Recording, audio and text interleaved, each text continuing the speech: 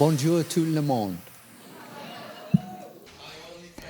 C'est le seul français que j'ai et je suis désolé à l'avance, je m'excuse. Donc, j'expliquais à Jean-Marc ce matin que au- j'avais eu une bourse pour aller à l'école de grammaire, comme on l'appelait. On m'a appris la grammaire française, les participes passés, etc. Mais il ne pensait jamais en réalité qu'on aurait à parler pour de vrai en français un jour. Donc, je m'excuse. Donc, je vais m'adresser à vous en anglais.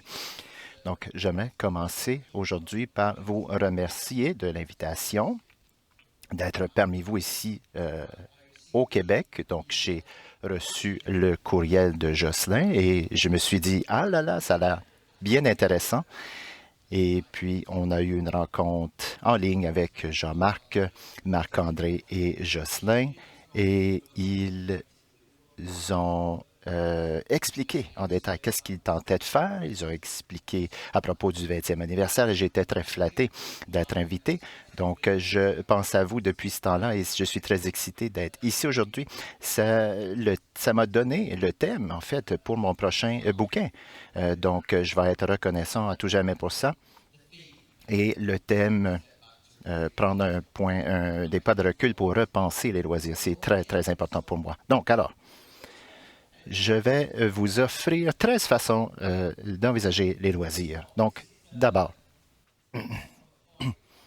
ceci est tiré d'un poème de Wallace Stevens, donc le poète moderniste américain. Je l'appelle un poète philosophe parce que beaucoup de son œuvre est très, très philosophique.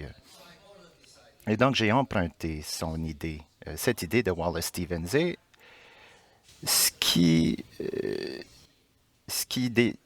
différencie regarder du simple voir, c'est la différence entre la façon dont une idée ou un concept apparaît lorsque nous tentons de l'isoler de la vie et la façon dont il apparaît lorsque nous nous plaçons dans le monde qui l'a produit. Et donc, c'est ce que je veux souligner en premier lieu, qui provient de ce poème. Donc, on a besoin de nous placer dans le monde de cet oiseau.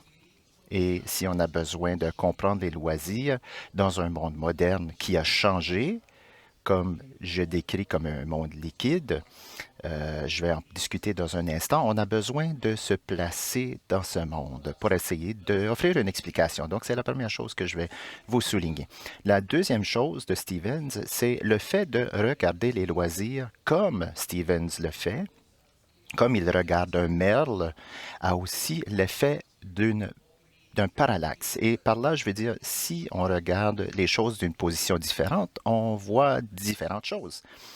Et dans ce poème, ce que je pense que Stevens suggère, c'est qu'on a besoin de voir le monde du point de vue d'un merle. Mais bien évidemment, nous ne sommes pas des oiseaux, nous sommes des êtres humains. Donc, on a besoin d'utiliser notre imagination. On a besoin de penser différemment. Et donc, c'est ce que je vais essayer de soulever aujourd'hui. Mais avant de vous parler de mes 13 façons de percevoir le loisir, je veux parler de cette idée d'un changement d'un monde solide, moderne, à un monde moderne plus liquide.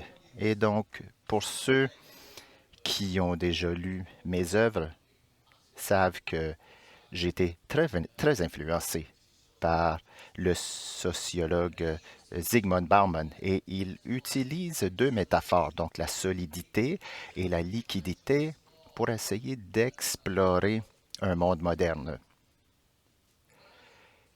Et lorsque je réfléchis à quand j'ai été présenté, on m'a présenté au loisir et j'étais aux études de maîtrise. Euh, Vous êtes familier avec plusieurs des idées. On nous a présenté à l'idée du loisir comme étant du temps qui est restant après le travail, comme un ensemble d'activités. Les loisirs, c'est quelque chose de fonctionnel, qu'on nous disait, fonctionnel pour l'économie, c'est fonctionnel dans le sens éducatif. Et bien sûr, les loisirs nous ont été présentés comme la liberté. Mais ce qui était intéressant pour moi, en fait, c'est la façon critique que l'on regardait les loisirs et de cette idée, eh bien, c'est les loisirs dans un monde moderne. Et si nous regardons d'où provient le monde moderne, donc les Lumières, la naissance de la révolution industrielle, la façon que la production industrielle a commencé à façonner nos vies dès le début du monde moderne. Ce sont les mêmes processus qui ont influencé les loisirs. Et c'est ce genre d'idée, la façon de penser aux loisirs, que nous sommes tous familiers. Euh, le monde de la production industrielle a créé une société de classe et la façon désolé, j'ai toujours un peu de difficulté dans ce contexte, façonne notre façon de voir les loisirs. Mais ce que je veux argumenter aujourd'hui, c'est le monde dans lequel nous vivons, ce que Bauman décrit comme le moderne liquide, et qu'il y a quelque chose qui a changé dans le monde moderne, changé d'axe. Certaines personnes ont appelé ça l'hypermodernité, un changement vers la modernité tardive. Il y a 20 ans, 30 ans, les gens utilisaient l'idée d'une post-modernité. Et ce que je veux vous suggérer, c'est que pour moi, toute cette idée de liquidité fonctionne le mieux. Et donc, ce que je vais vous suggérer, qu'il y a tout un nombre de caractéristiques que nous avons besoin d'associer ou de mettre en vie lorsque nous parlons de loisirs, parce que tout ça a un impact sur notre façon de penser les loisirs. Donc, je vais explorer cette idée de modernité liquide rapidement et ensuite, je vais explorer les 13 différentes façons de percevoir le loisir tel qu'influencé. Donc, ce que je suggère, c'est ce que Bauman suggère, du moins, c'est qu'à partir du milieu du 20e siècle, la modernité commence à changer. Il y a quelque chose de qualitativement différent à propos de la modernité. Et vous pourriez appeler cela comme une série de révolutions, en fait, qui ont commencé à se passer au milieu du 20e siècle. La première, que certaines personnes décrivent comme la révolution de la vie quotidienne. Donc, quelque chose change. On parle d'auto-émancipation qui vient à l'idée. Donc, les gens ne sont plus contents seulement de se décrire comme étant des êtres nés d'un monde. Les gens commencent à se voir tout d'abord comme des individus. Une autre chose change. Donc, c'est ce que j'appellerais euh, une révolution. euh, merci. Ah voilà, ça va mieux. Je suis surpris du volume de ma voix, mais bon. Donc, la modernité, la révolution néolibérale, donc une révolution, un changement. Et le capitalisme se pointe le nez, hein, il vient en avant-plan.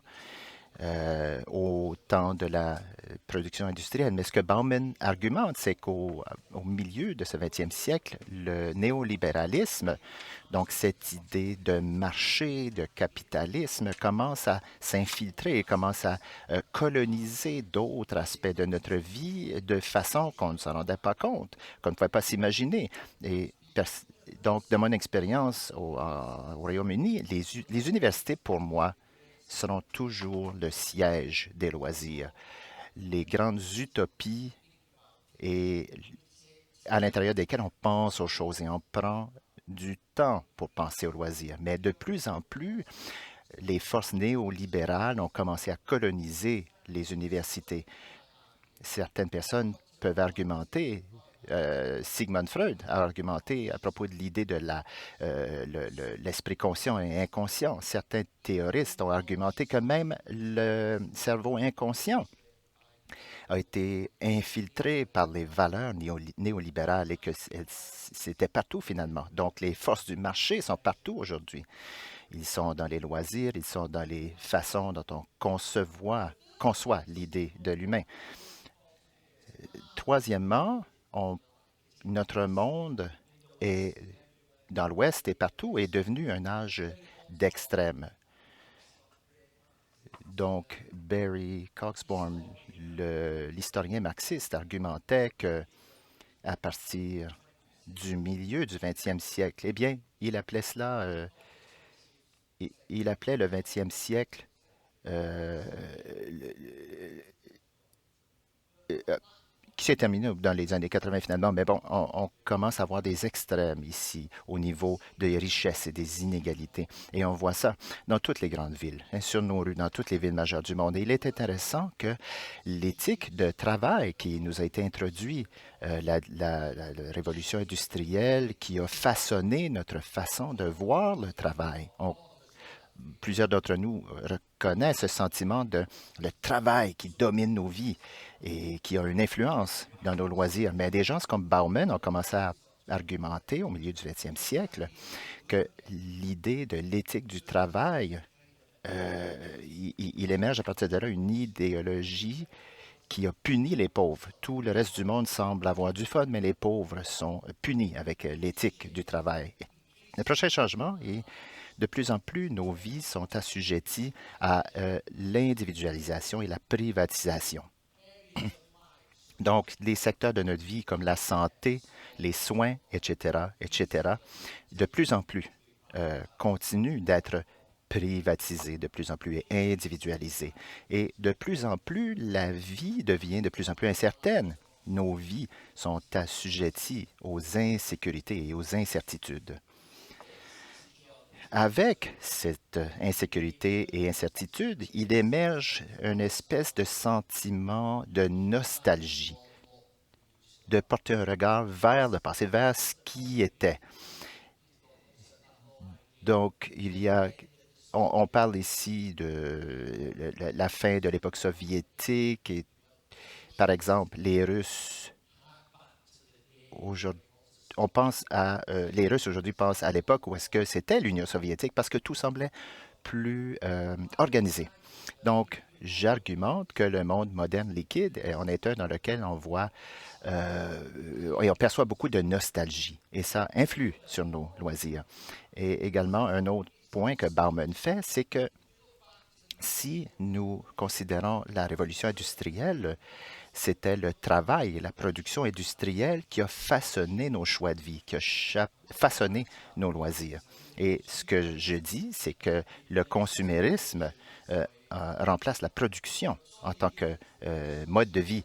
Donc, le sociologue britannique disait euh, on soulève la façon dans laquelle la production industrielle qui a créé tous ces emplois, on construisait des bateaux, on construisait des autos. Donc tous ces boulots sont envoyés ailleurs, vers l'Est. Et dans la plupart des communautés de l'Ouest, on a de nouvelles formes de travail et le consumérisme est ce que nous faisons de mieux, nous consommons. Donc, c'est le thème en arrière-plan de la liquidité un peu. Donc, essentiellement, ce que Bauman suggère, c'est que, alors que la vie semblait solide et fixe, quoiqu'un monde moderne est constamment en flux et en changement, ça n'a pas changé dans le passé, autant que ça change aujourd'hui.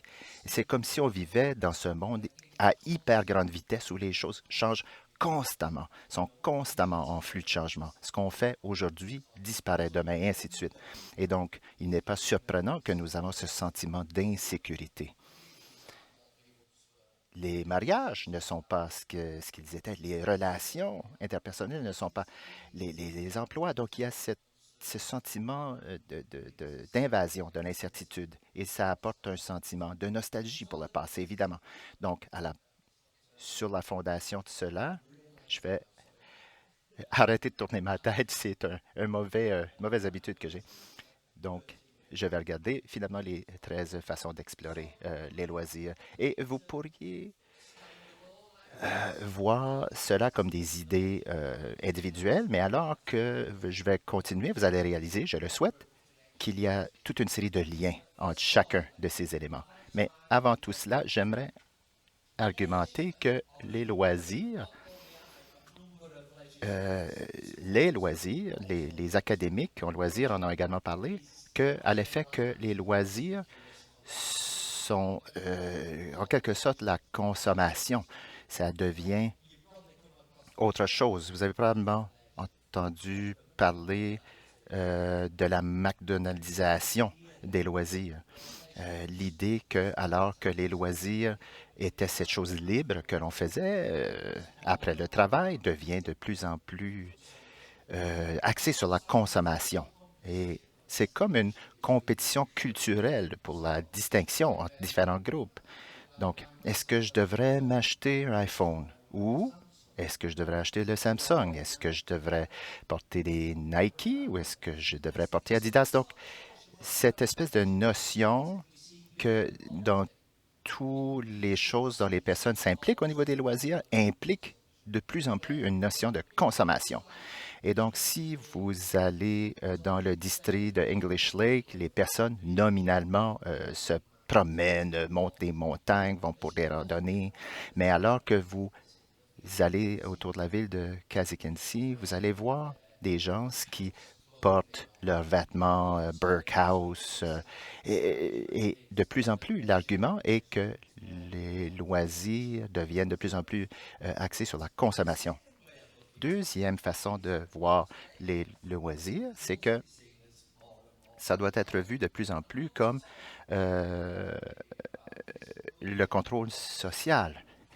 Et Rojek, vous connaissez Chris Rojek, a écrit plusieurs livres sur les loisirs. Et ce livre a été publié peut-être en 2009-2010. Il l'a appelé, c'est intéressant, le travail du loisir. Et donc, je vais y revenir parce que, à la couverture parce qu'elle est importante. Mais ce que argumente Rojek ici, c'est que alors qu'il fut un temps où il était essentiel d'atteindre le bon niveau de compétence, de pertinence et de crédibilité pour être considéré comme un travailleur apprécié, et donc je pense qu'il parle des métiers de fabrication manuelle, ce sont donc ces mêmes attributs qui nous permettent aujourd'hui de développer et d'alimenter des vies de loisirs significatives. Donc, je pense que c'est radical d'affirmer cela parce que Rojek semble suggérer que alors que nous avions besoin de la pertinence et de la compétence afin d'être bons au boulot, maintenant, nous avons besoin de ces mêmes compétences afin d'être bons dans les loisirs. Donc, Rojek, c'est comme s'il abandonnait le loisir. Il voit le loisir et puis il nous dit presque, je pense que les loisirs deviennent de plus en plus consuméristes. Donc, si on veut sauver la vie du loisir, on doit euh, retourner à ce que les travailleurs étaient autrefois, parce qu'ils réalisent que de plus en plus d'emplois sont devenus précaires. On n'a pas besoin d'habileté. Ils sont sans prospectus, ont été envahis par la technologie. Et pour profiter de nos vies de loisirs, on a besoin d'apprendre les habiletés qui autrefois étaient les attributs liés à l'emploi et le lieu de travail. C'est radical. Mais ce que Rojek ne tient pas compte, il ne tient pas compte du fait que le capitalisme s'approprie des attributs clés des loisirs. Et on voit ça souvent. Donc, des choses comme l'immédiateté, le caractère ludique, la subjectivité et la performance. Donc, toutes les choses que moi j'associe au loisir, de plus en plus sont adoptées par les entreprises et les milieux de travail. Venez travailler pour Apple. Vous pouvez jouer au billard le matin. Vous savez, l'idée est que le travail devient de plus en plus ludique. Maintenant, est-ce qu'il y a quelque chose de sinistre qui se passe ici? Oui, je le pense. Mais ce qui est intéressant, c'est que Rojek, lorsqu'il a publié ce livre, il était le rédacteur principal chez CH Publications. Et donc, si vous lisez ce livre, vous allez voir des photos d'oiseaux sur chaque page. Et ce que Rojek conclut, c'est que ce que nous disions à propos des loisirs autrefois, la liberté, lui argumente que la liberté, c'est pour les oiseaux. Le mieux que nous puissions faire, c'est d'obtenir les habiletés du lieu de travail du passé. Et si on fait cela, on peut avoir une bonne vie de loisir. Donc, c'est incroyable. Ce que j'argumente, c'est que les critiques de Rojek On parle de plus en plus des loisirs comme essayant de nous contrôler. Rappelez-vous que ça rend le travail ludique, mais jusqu'à quel point pouvons-nous aller? Et on pourrait continuer par rapport à la pandémie, la façon dont on s'est habitué de travailler à la maison. Ah, c'était pas merveilleux, mais l'entreprise s'était filtrée dans nos salons. Et de plus en plus, ça a grugé notre temps de loisir. Et puis voilà l'autre côté de voir la chose. Donc, ce sont les deux premières façons qu'on peut regarder les loisirs. Et la troisième façon, ce qui a beaucoup changé à propos des loisirs, et j'ai emprunté ceci euh, du, euh, de la figure d'études culturelles. Il est né. En fait, lui et moi sommes allés. Écoutez, aujourd'hui, il reste 100 quelques années, mais je suis allé à la même école élémentaire, nous provenons de la même région. Mais il, il avait cette citation et il parlait de culture. Il dit, la culture est un bien euh, en soi, parce que ce que Rojek a fait, et les critiques disent que ça devient de plus en plus consommateur, ce que ça me semble suggérer, c'est qu'il y a quelque chose à propos du loisir qui est très important. Il y a quelque chose à propos des véritables loisirs. Ce que quelqu'un comme Roger dit, c'est que la plupart des gens ne peuvent pas euh, atteindre le niveau ontologique supérieur du loisir. Mais ce que je vous suggère, c'est que lorsqu'on parle de loisir, il n'y a pas un type de loisir qui est mieux qu'un autre. Je pense que le loisir, euh, euh, quelqu'un a dit que c'est un concept ontologique supérieur. Ce que je vous dis, c'est dans notre monde, comme il y a eu un effondrement de la distinction entre la haute et la basse culture, je pense que nous avons besoin de comprendre le loisir de cette façon. Et je vous donne l'image ici ce qu'on appelle car cruising en anglais. En Grande-Bretagne, le jour, on s'en va acheter des matériaux au magasin et alors que les commerces vont fermer, les jeunes vont faire des pirouettes en auto, etc. Et la société les regarde et dit, ah non, c'est un comportement déviant. Et ce que je suggère, c'est qu'on devrait comprendre le loisir selon différentes catégories. Donc, si on regarde ce qu'on appelle ici le car cruising comme une catégorie de loisirs, c'est très différent comme type d'activité de loisir, comme quelque chose de plus sérieux comme le bénévolat. Donc, on doit faire une distinction. Donc, une des façons les plus importantes de comprendre les loisirs, pour moi, est les loisirs en tant que liberté. Et je ne pense pas que la liberté n'est que pour les oiseaux. Je pense que le loisir nous est très important, mais j'essayais de vous donner une image des concepts. Mais si vous allez dans Google Images, parce que c'est une autre forme de consumérisme, on va sur Google, on regarde pour une image, on insère liberté et trois résultats apparaissent. Le premier, c'est celui que Roger utilise. Vous avez une cage avec des oiseaux qui sortent de cette cage, donc la liberté pour les oiseaux. Le deuxième a tendance à être deux bras ensemble avec une espèce de chaîne entre les deux et la chaîne est coupée. Troisièmement, on voit quelqu'un comme Miley Cyrus avec les tatous qui parle de liberté. Et il y a toujours une photo d'une célébrité, et c'est un autre aspect de la société consommatrice. Euh, Ce sont en quelque sorte des intermédiaires culturels. Ces célébrités nous disent quoi faire, la mode, les nouvelles tendances. Et le tatouage en Royaume-Uni, c'est phénoménal. Je veux dire, c'est partout. Mais c'est une autre histoire. Mais j'aimerais argumenter que le loisir, pour moi, parlera toujours de liberté, mais pas la façon comprise par Miley Cyrus. Et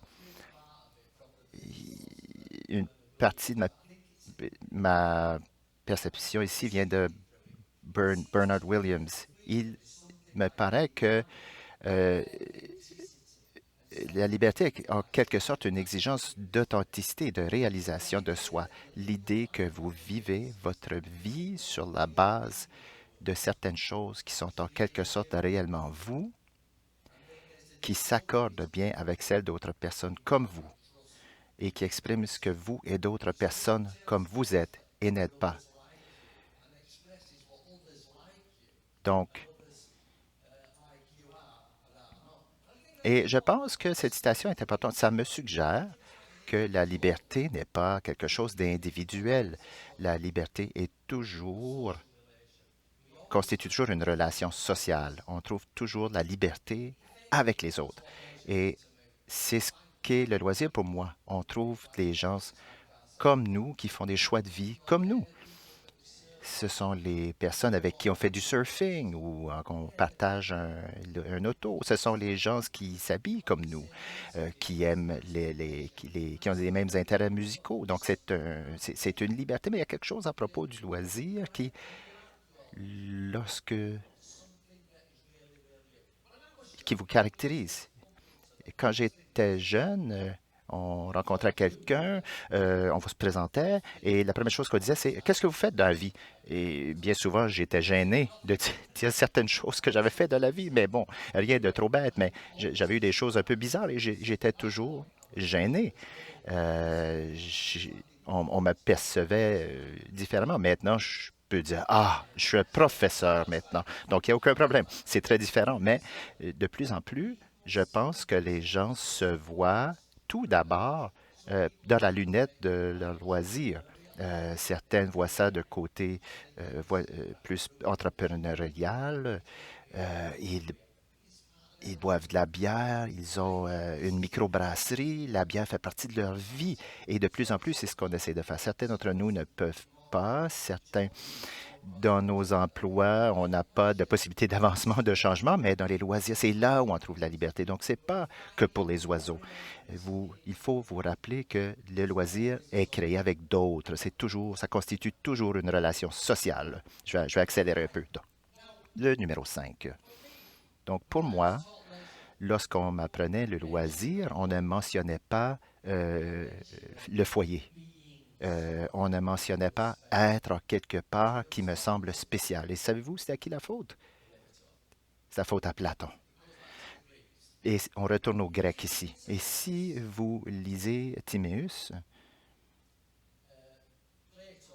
donc Platon parle du loisir. Et il y a un aspect du loisir qui ne parle jamais, qui ne discute jamais, mais j'argumente que pour moi, le loisir est un foyer.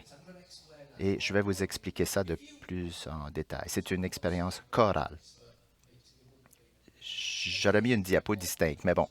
Ce que Platon suggère, en somme, c'est qu'il parle dans l'œuvre de Timée de cette chose et qu'il nomme même pas. Jacques Derrida, le grand philosophe français, a écrit un livre qui s'appelle Cora là-dessus. Et ce qu'il dit essentiellement, donc Platon parle de cette chose qu'il appelle un foyer. Il l'appelle fait d'art.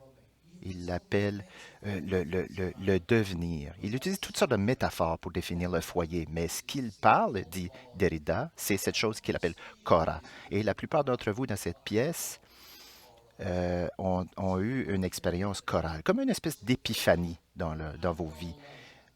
Donc, Mahaley appelait ça l'expérience, le flow experience, l'expérience d'un flux. Donc, mais je pense que c'est quelque chose de comme plus important que le flux. Et j'ai une photo ici. En fait, j'habite ici. C'est une des vues que j'ai de chez moi. Mais ce que je veux dire ici, c'est que j'ai écrit un livre à propos du bord de la mer. Mais ma première expérience avec le bord de la mer, et fut comme une de ces expériences chorales. Je me retrouvais là en tant que jeune homme et je regardais le lever du soleil. Et il y avait quelque chose qui était connecté à cela. Et lorsque je retourne au bord de la mer, je revis ce sentiment de chez moi. Je me sens en sécurité là. Et donc, je vais y revenir dans un instant, mais pour moi, le loisir implique toujours mon foyer. mon chez-moi, lorsque je suis réellement moi, lorsque je suis moi-même.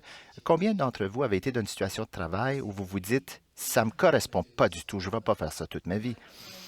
Lorsque je suis vraiment, comme on dit, sur mon X et que je suis moi-même, c'est quand je suis chez moi. Je suis avec des gens qui pensent comme moi, qui ressentent comme moi et on partage un langage. Euh, donc, ils se ressemblent, ils s'habillent, ils connaissent les expressions communes et on peut appliquer à cela à toute forme de loisir. Mais il y a une expérience chorale. Lorsque vous l'avez pour la première fois, c'est très, très euphorique et vous voulez répéter l'expérience. Et donc, vous y retournez et retournez.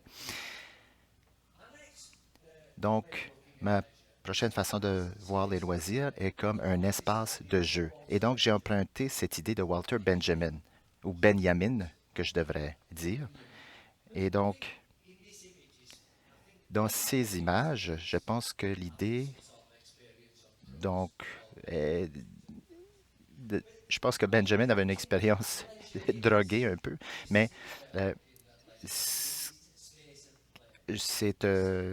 on parle d'espace de jeu, c'est un univers, il y a une joie essentielle qui informe le loisir ici. Et j'ai été critique de Chris Rojek. Si vous le voyez, dites-lui pas que j'ai été si critique, mais j'ai été critique de son autre livre, mais je vais être critique de son livre de 1985 également. Et à la fin de ce volume, il établit des règles pour comprendre le loisir et il ose dire que le monde du jeu est pour les enfants. Le monde des loisirs est pour les adultes. Et j'ai toujours eu un problème avec cette distinction. Pour moi, le loisir est toujours un monde ludique, c'est un espace de jeu. Et il y a cette espèce de liberté qui est incluse dans ce monde. On connaît ça de la part des enfants et on le reconnaît encore aujourd'hui. C'est encore en nous aujourd'hui. Et j'emprunte cette idée de Michel Foucault, un autre penseur français célèbre. Mais ce qu'il disait, dans un autre contexte, c'est qu'il y a une espèce de folie dans le loisir. Et de Gabrani dit euh, que c'est la liberté contenue dans la solitude pour l'homme fou. Et donc, c'est ça le loisir. Il y a quasiment une folie que l'on veut créer, on veut faire les choses différemment. Mais également, il y a le poète en nous qui trouve la sécurité dans la compagnie des autres. Euh, si on pense du monde comme on se pense au monde comme un merle, on a besoin de penser de façon folle un peu. Si vous lisez son poème, vous allez comprendre, mais on a besoin de penser à cela de façon très poétique. Et donc, ce que je suggère, c'est que dans nos loisirs, ces deux talents suprêmes, si vous voulez, donc le dialectique en ce qui concerne nous les uns aux autres, il y a une espèce de folie lorsqu'on joue, mais également un aspect poétique et l'un nourrit l'autre. Donc, c'est ma sixième façon de décrire le loisir. Je vais accélérer un peu. Le loisir est également euh, comme un accès sur l'espace-temps. Pierre Baudieu, je suis jaloux de vous. Vous pouvez les lire dans la langue originale et je dois avoir la traduction malheureusement. Mais bon. Donc, ce que Bourdieu dit, c'est que le scolé, et ici on retourne aux grandes façons de penser au loisir. Donc, c'est le temps vécu sans le flux du temps.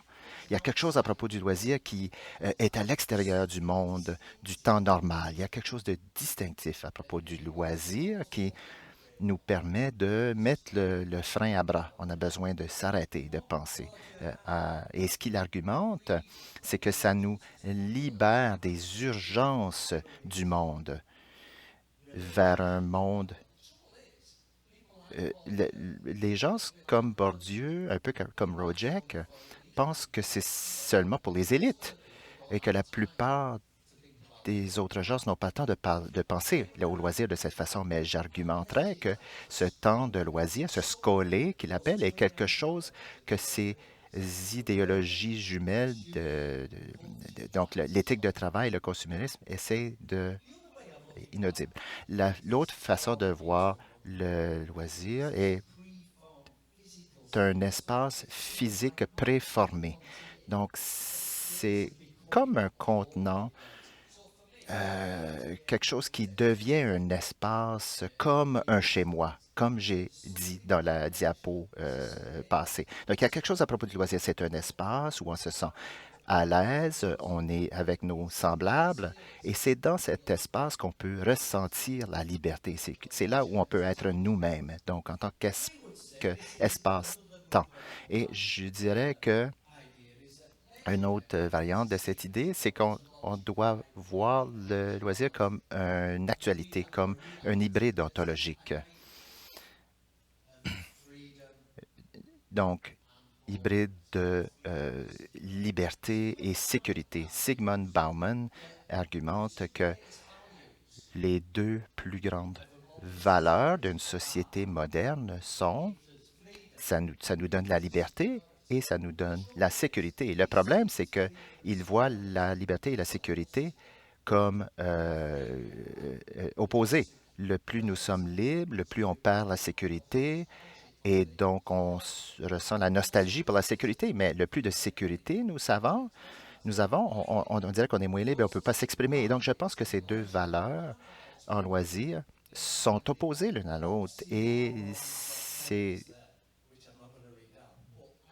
je, ce que j'essaie de suggérer, c'est que la liberté et la sécurité sont liées et ne sont pas opposées. Donc, on retrouve toujours le chez-soi et la liberté dans le loisir. Également, j'argumente de plus en plus que le loisir est l'art de vivre. Vous connaissez le steampunk? Donc, il y a une place où j'habite qu'on appelle Whitby, et il y a ces gens qui s'habillent de cette façon.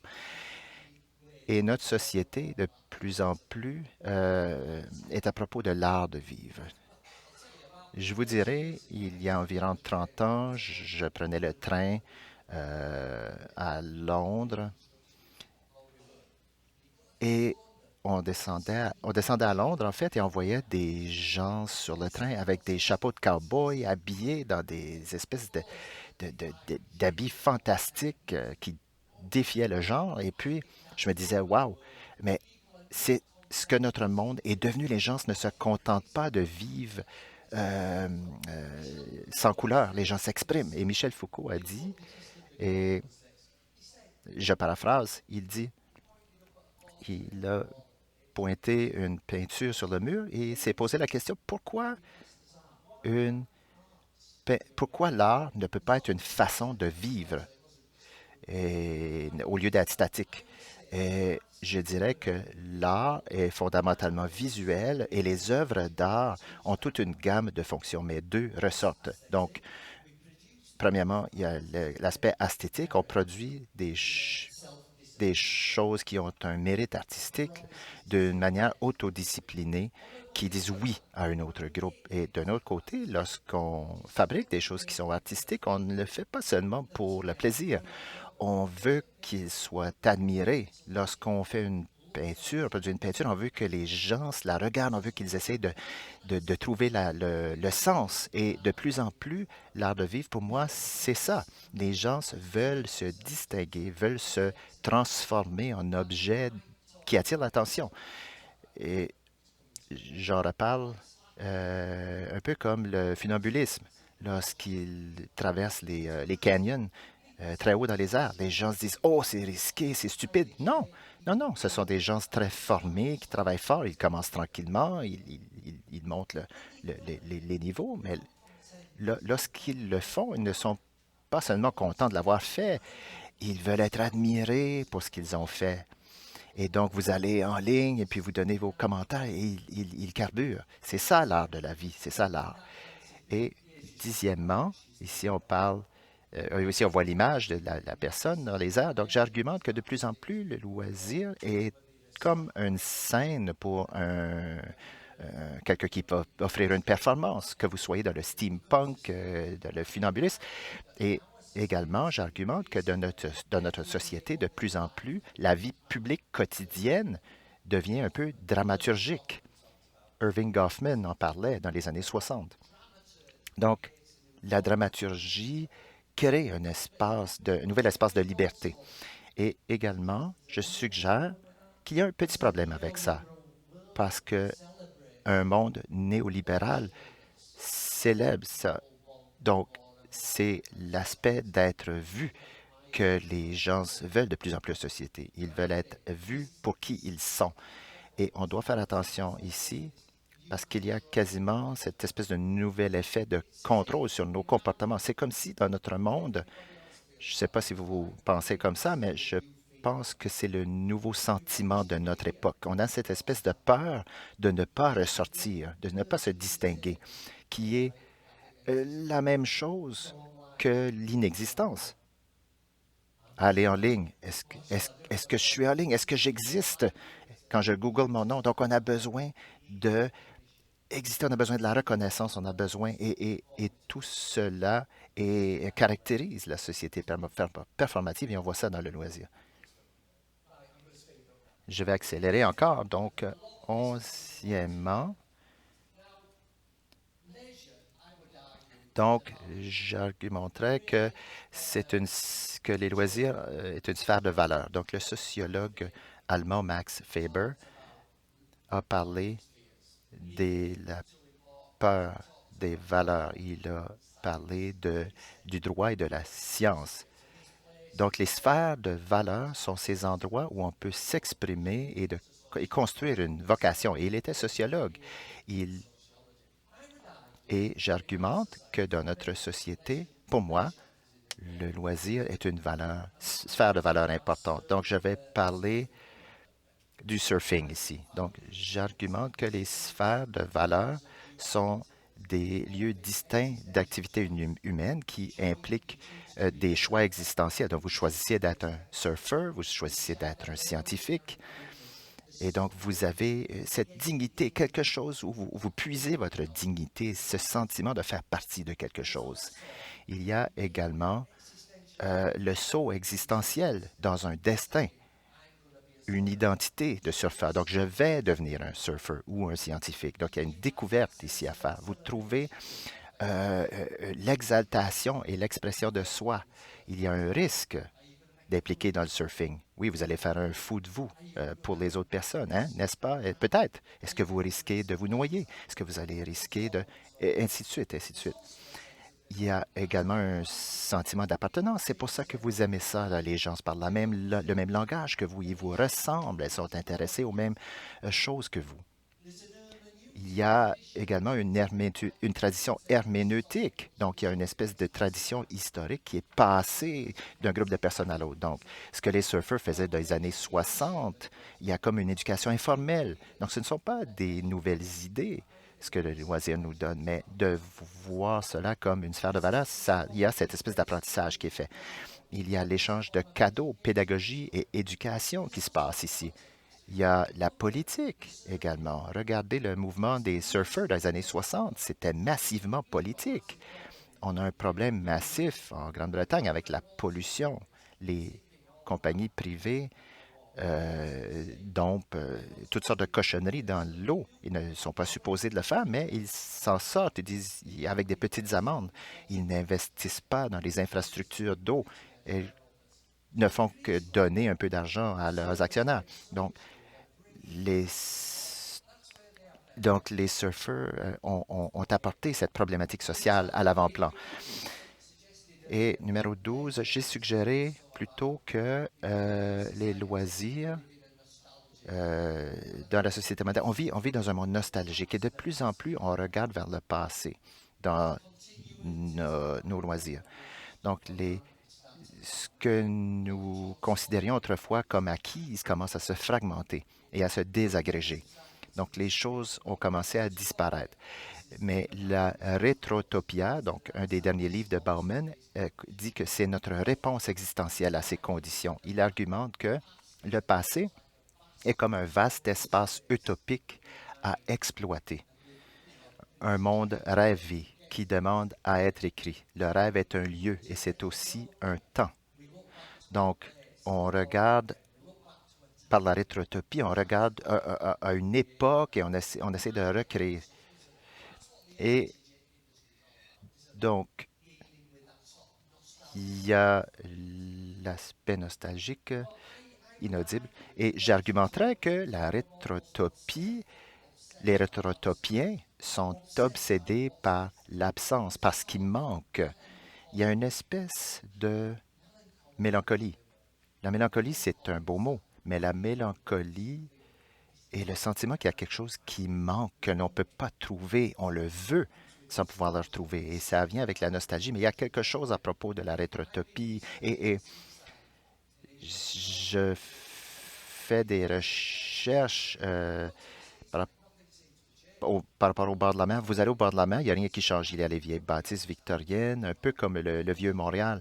Toutes les vieilles bâtisses sont là, toujours là. Les gens sont sur le bord de l'eau, font des châteaux de sable. C'est merveilleux. On sent comme si on était en 1955. Sauf que les prix ne sont pas les mêmes. On paye beaucoup pour un café ou une bière, mais bon, essentiellement, à travers nos loisirs, on est ramené vers le passé de plus en plus. Le steampunk, c'est ça, c'est le passé qui vient de la rencontre du futur. Peut-être. Et la dernière chose de voir le loisir, et je vois de plus en plus le loisir comme étant des hétéropies. Michel Foucault nous a donné cette idée. Et Michel Foucault, ce qu'il a suggéré, c'est que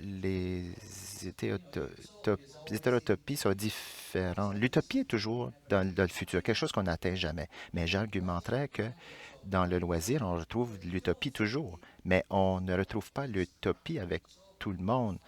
On retrouve ça chez des gens qui nous ressemblent, qui recherchent les mêmes choses. Et c'est dans ces espaces. Foucault parlait d'hétérotopie comme des lieux, espaces ailleurs, en marge de sociétés modernes, comme une déviance.